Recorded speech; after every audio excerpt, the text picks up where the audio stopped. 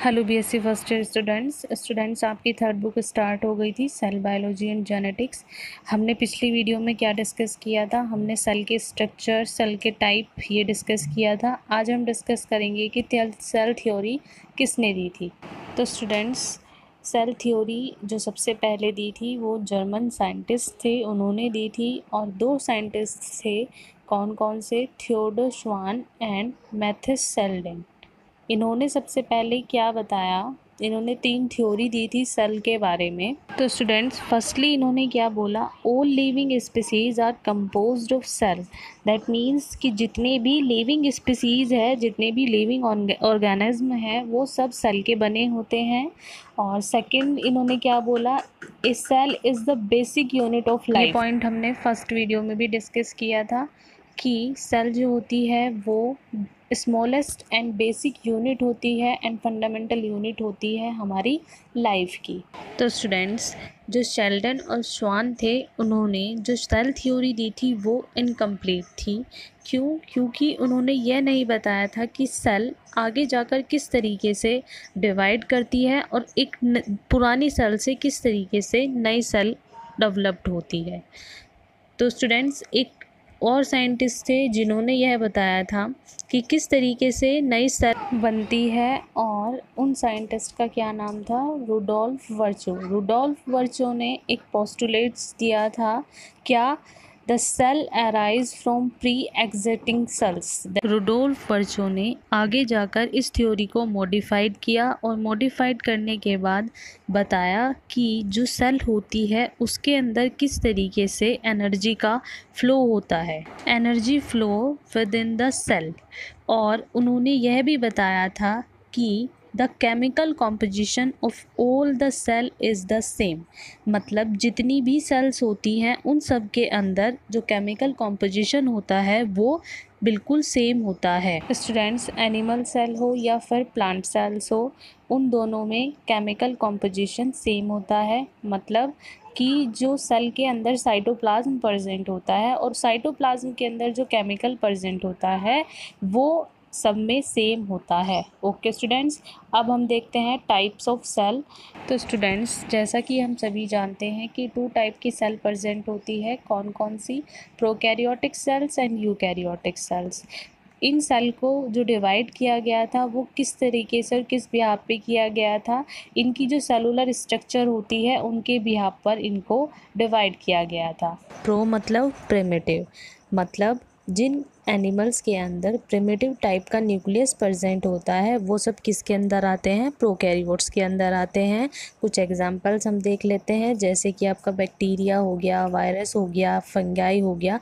इनके अंदर किस टाइप का न्यूक्लियस पाया जाता है? प्रिमिटिव टाइप का न्यूक्लियस पाया जाता है, इसलिए इनको किस में रखा गया? प्रोकैरियोट्स के अंदर।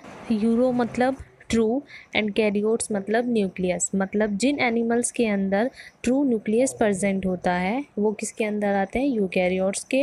एग्जांपल्स क्या है आपका? Animal cells and plant cells, दोनों किसके अंदर आते हैं? यूकैरियोट्स के अंदर। तो स्टूडेंट्स, सबसे पहले हम डिस्कस करते हैं प्रोकैरियोटिक सेल्स के कुछ कैरेक्टरिस्टिक्स पॉइंट्स हैं।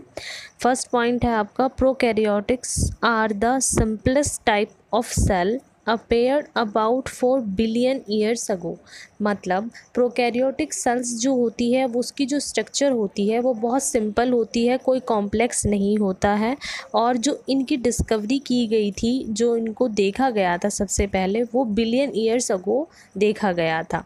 नेक्स्ट पॉइंट है आपका, prokaryotics are the largest group of organism.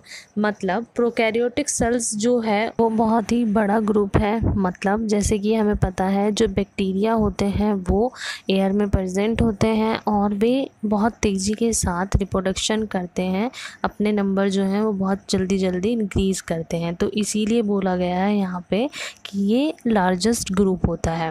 Next point है आपका, prokaryotic unicellular organism that are found in all environment. मतलब जो प्रोकैरियोटिक सेल्स होती हैं वो सिंगल सेल के बने होते हैं और ये एनवायरनमेंट में प्रेजेंट होते हैं। नेक्स्ट पॉइंट है और मोस्ट इम्पोर्टेंट पॉइंट है, आपको याद रखना है, prokaryotics do not have a nuclear membrane, there genetic material disappeared through out cytoplasm. मतलब प्रोकैरियोटिक सेल्स का जो न्यूक्लियस होता है वो न्यूक्लियर मेम्ब्रेन से बाउंड नहीं होता, जबकि हमारी जो यूकैरियोटिक सेल्स होती है उसका जो न्यूक्लियस होता है वो न्यूक्लियर मेम्ब्रेन से बाउंड होता है। इसी वजह से जो प्रोकैरियोटिक सेल्स होती है उसमें जो जेनेटिक मटेरियल प्रेजेंट होता है वो पूरे साइटोप्लाज्म में फैला रहता है, और जो हमारे यूकैरियोटिक सेल्स के अंदर जेनेटिक मटेरियल होता है वो विद इन न्यूक्लियस यानी कि न्यूक्लियस के अंदर प्रेजेंट होता है। नेक्स्ट पॉइंट है आपका, prokaryotics do not have membrane bound organelles. मतलब जो प्रोकैरियोटिक सेल्स होती हैं उनके अंदर कोई भी मेम्ब्रेन बाउंड नहीं होती, जबकि जो यूकैरियोट्स होते हैं उसका जो साइटोप्लाज्म होता है उसमें बहुत सारी मेम्ब्रेन बाउंड ऑर्गेनेलीज प्रेजेंट होती है जो सेल के फंक्शन के लिए रिस्पॉन्सिबल होती है। अब हम बात करते हैं कुछ एग्जाम्पल की।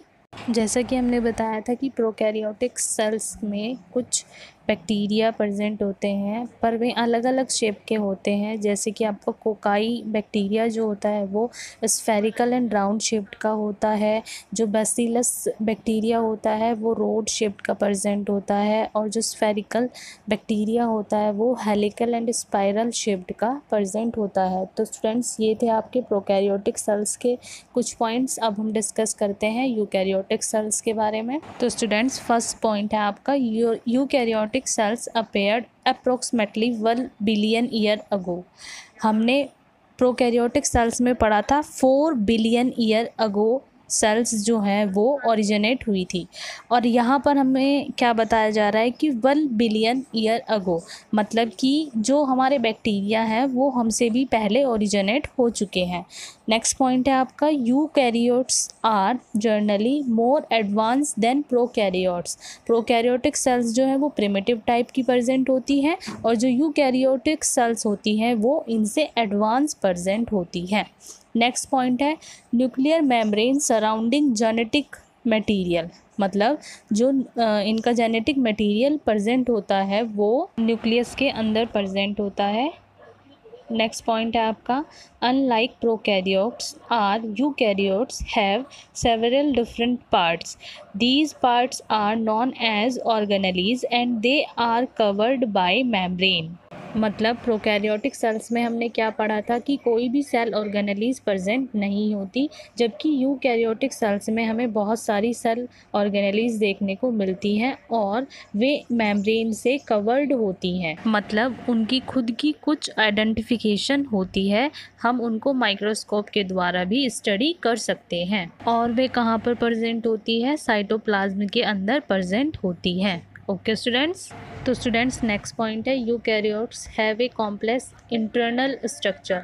जबकि हमने प्रोकैरियोट्स के अंदर क्या पढ़ा था कि जो उनकी स्ट्रक्चर होती है वो सिंपल होती है, तो जो यूकैरियोट्स होते हैं जो उनकी स्ट्रक्चर कॉम्प्लेक्स होती है वो किस वजह से होती है? जो साइटोप्लाज्म के अंदर बहुत सारी सेल ऑर्गेनेलीज प्रेजेंट होती है उनकी वजह से। ओके स्टूडेंट्स, तो स्टूडेंट्स अगर हम प्रोकैरियोटिक एंड यूकैरियोटिक सेल्स की स्ट्रक्चर को देखें तो स्ट्रक्चर को देखते ही समझ में आ जाता है कि जो प्रोकैरियोटिक सेल्स है वो सिंपल स्ट्रक्चर है और जो यूकैरियोटिक सेल्स है वो बहुत कॉम्प्लेक्स है।